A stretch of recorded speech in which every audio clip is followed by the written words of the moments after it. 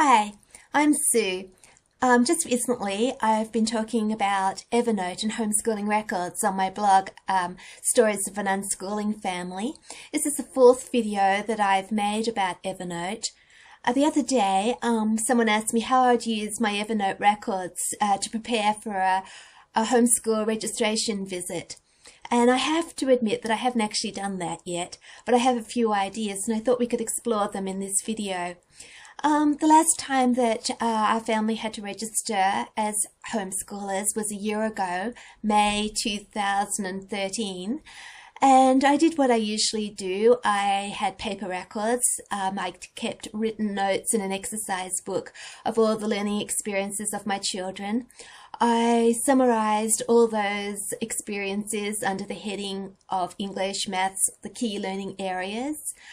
And I didn't really bother about the outcomes. We've been homeschooling for, this is our 22nd year, and we've had countless registration visits and registration by documentation. I've got 7 homeschooling children, 4 who have finished homeschooling and moved on, and 3 registered homeschoolers. And I've really always done things the same way.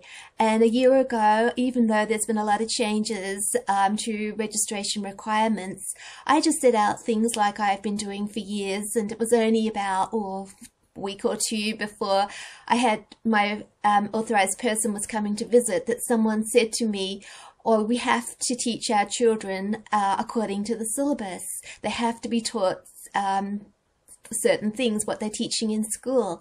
And then I panicked because I thought, well, we haven't been doing this. And I wondered whether I should go through all my notes and document it, like at school, look for all the outcomes, see where my children had achieved the outcomes, and present a more full document. In the end, I decided I wouldn't bother. I knew my AP fairly well. She's been to see us about 3 or 4 times. And I decided I'd just rely on my confidence as a homeschooling mother and the fact that she knows our family and knows that we're dedicated homeschoolers. And I've provided lots of, I did a very detailed written summary of what my girls have been doing. I got them to find things they'd made, and we'll try to make it as professional and as full as possible for her visit. And it all went well. She gave us another 2 years registration without actually referencing all the outcomes. She didn't ask me about any of that. But I've been thinking that maybe next time, which is in another year's time, we might not have the same AP visit us. Maybe things will be a bit more difficult. I've heard they are difficult for other homeschoolers in New South Wales. And maybe we should be keeping more detailed records in accordance with the syllabus. So I've been thinking about this, and I'm not really happy about that, because I think we spend so long working on our records that we spend less time with our children, and it all regiments learning, and jumping through hoops rather takes away from natural learning. But I want my children to be registered. As long as we can work with the registration process and it doesn't change the way that my children are learning, I'm quite happy to put in the extra work. So I see my role as doing all the behind-the-scenes work to get my children registered. They get on with learning. I just interpret their learning in a way that the educational authorities require. So I've been thinking about this, and we've been talking about Evernote, and I'm keeping Evernote records. So what I'm going to do is I'm going to go over to my Evernote Notebooks and ponder a few ideas with you about what I possibly could do for registration purposes. I'd be interested in any feedback from anybody else who's working with Evernote, or anybody else that's had a registration in the last year and what was expected.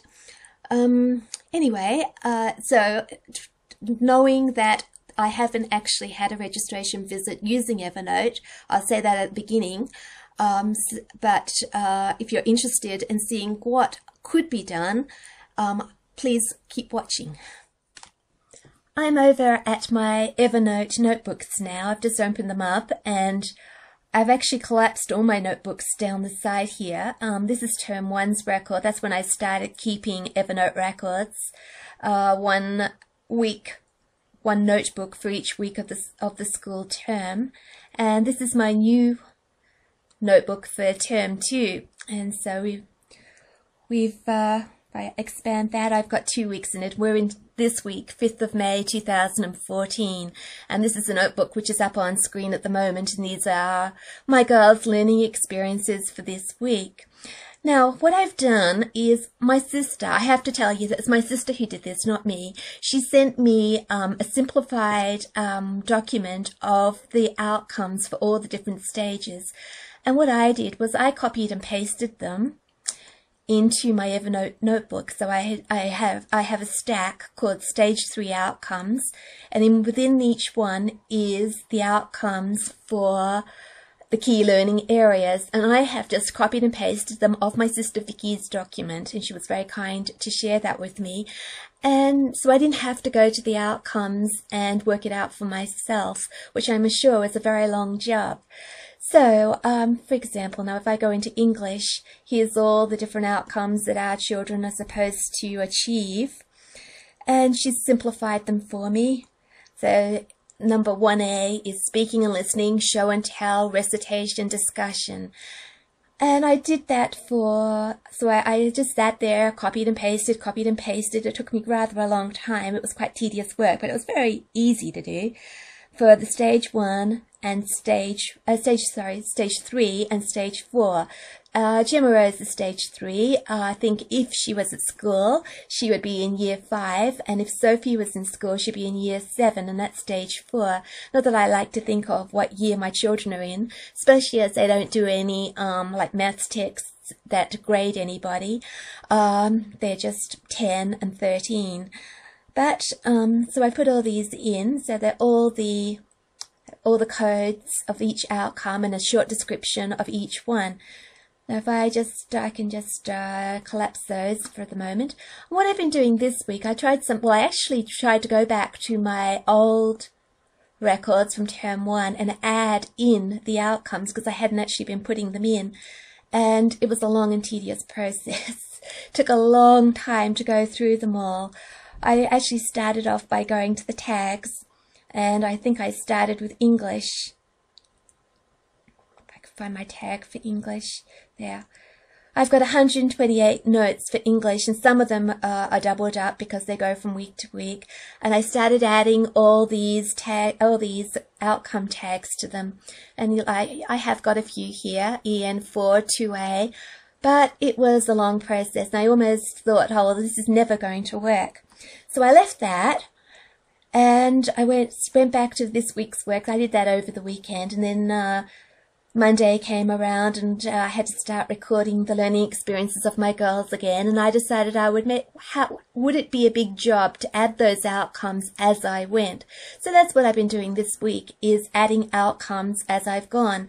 So here we are. Here's a new book we're reading. We're reading Mao's Last Dancer. I'm reading it out loud. We're discussing it as we go. I'm writing a few notes about what each chapter cover, the things that we've picked out and we've discussed in each chapter.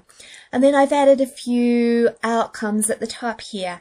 Now, I discovered that from one learning experience, you can add a number of outcomes. And I could sit here adding outcome after outcome. So I asked my sister, what do you do? Did you add all the possible outcomes to every single learning experience? And she decided that she would just choose one outcome, which sounds to me very sensible. The other thing I've discovered is that the outcomes are not always easy to understand, especially when you get to stage 4. What do they actually mean? For example, this one, outcome 8, cultural forms of expression. And I think that to do it easily and quickly, I have to familiarize myself with the outcome documents.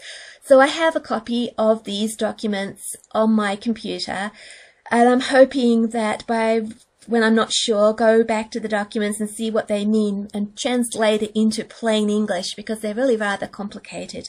And then adding the outcomes might be a lot easier. So that's what I do if I decide to go ahead and add outcomes. And then I think that when my AP arrives for the visit, I've got all the outcomes down here on my tags, all the ones I've done so far, and it'd be easy to see that I have thought about the syllabus and how it relates to my children's learning. Now, the only thing I can see wrong with this is that will I have to cover all the outcomes? Will I be presenting my children with learning experiences solely to get the outcomes? My husband is a school teacher, and he says that when he prepares, they prepare units of work for their children. They don't plan a year ahead. They plan for 6 weeks' work in advance, a unit, and they choose some of the outcomes to relate to that unit of work. And they choose those outcomes before they actually start teaching. So they don't work on all the outcomes at once. Whether they get through all the outcomes by the end of the stage, I have no idea. So, but I have been quite surprised to find that just by my children following their own interests, they've actually covered a lot of the outcomes. It's just me picking out what they have done and translating it into educational language. So it hasn't been that difficult to meet up some of these outcomes just by the fact that my children are learning. Their interests are diverse. They learn a lot. They go from one thing to another. And it's not, so far, it hasn't been a case of me having to say, you have to learn this because the syllabus says. It is me just thinking, well, what outcome can I apply to what my children are doing? And I haven't had any trouble so far finding an outcome for every single learning experience. Whether, as I said, whether I'm going to cover the whole lot is to be seen. I don't know. So that's one way that I could do it. And then I just present this document to, well, my computer, I suppose, to the AP and say, look, here's what we have been doing in the last 2 years. Well, actually, this will only be the 1 year because I've got paper records for the first year, or not quite, for the first 3 terms, and then this will be 5 terms work. But so I will have all the week-by-week learning records documented with key learning areas and outcomes. Then they can be cross-referenced with the outcomes down here. By clicking on an outcome, you can see all the learning experiences related to that one outcome. Can also go to the outcomes here. I thought maybe a simpler way of doing it would be just to tick off all the outcomes as they have been achieved, and not cross-reference them with any learning experiences at all. I don't know if that's be acceptable or not. I guess it's one idea, and it's certainly more than I was doing for my previous registrations. Maybe that would work. So there's different levels of what we could do. Maybe taking an outcome here and actually just making a few notes under each one, developing confidence in musical abilities, and adding a few notes to that to prove our children have done it. It's like a summary. The other thing that I could do, I guess, is, and I've just added some extra notebooks here as an example.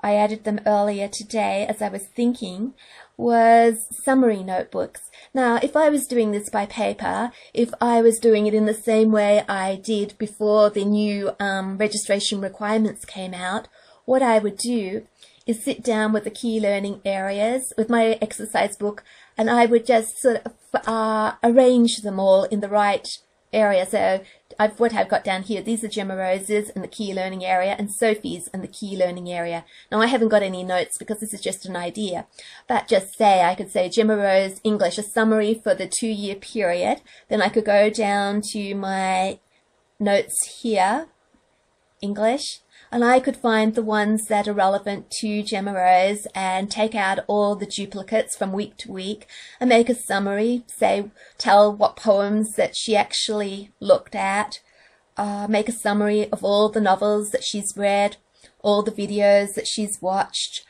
that type of thing, and have a summary document.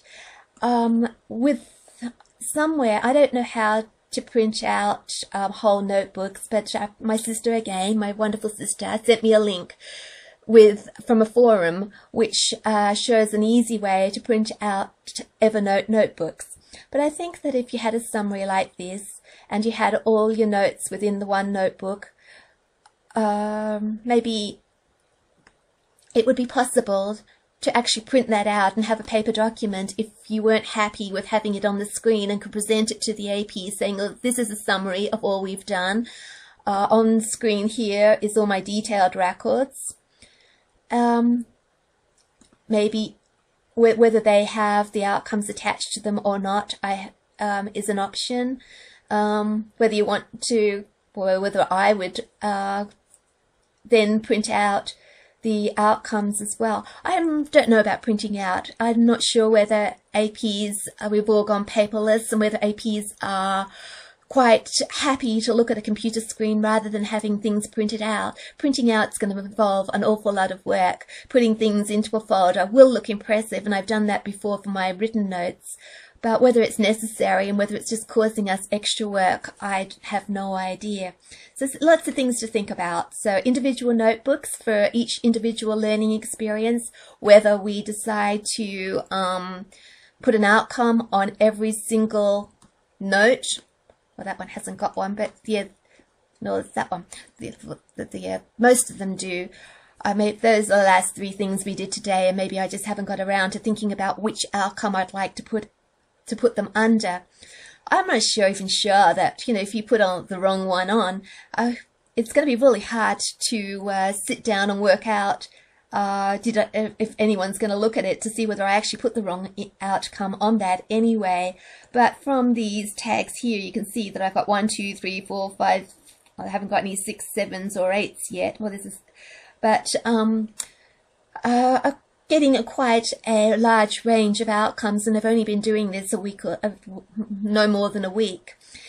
So, outcomes, whether we could keep even just putting these stage 4 outcomes and stage 3 outcomes, and whatever outcomes that our children happen to have to fulfill in a notebook, just makes it easier, I think, for, I just copy that and then paste it into the right learning experience. It just makes it simpler to have it all in my one notebook, and I haven't to keep flipping through back to my computer documents to see exactly what the outcomes are. Well, that's just a few ideas I've had there. I don't know whether they're the best ideas, or whether they're actually workable ideas, or whether they'll involve a lot of work for me. I want to keep simple records. I don't want to spend hours and hours doing my documentation, but I also want to sail through the registration process. I don't want any problems, because I would like to my children to continue learning in the way they're learning, and if I can do that and provide enough evidence that they are learning, then I'm going to be happy, and I guess the education department's going to be happy as well. So that's all I really wanted to talk to you about today, except to say that this notebook here that I'm filling in this week, it's Thursday of week 2. I've got one more day, which I'm sure the girls will learn something tomorrow, and I'll record it all. But what I'm going to do is make the link to this particular notebook public, maybe for a short time. If anybody's interested in coming in and having a look exactly what I've done this week, if it could give you any ideas about things that could be recorded in an Evernote notebook, or how it could be tagged, I'd be happy for people to come and have a look at it. I don't know how long I'll keep the link public, but I'll put the link in the blog post that's going with this video. So if you'd like to visit my blog, Stories of an Unschooling Family, and look for a post about using Evernote to prepare for homeschool registration visits, I'll have the link there. So please stop by, leave a comment, leave some feedback, leave some suggestions. I really appreciate that. Thank you.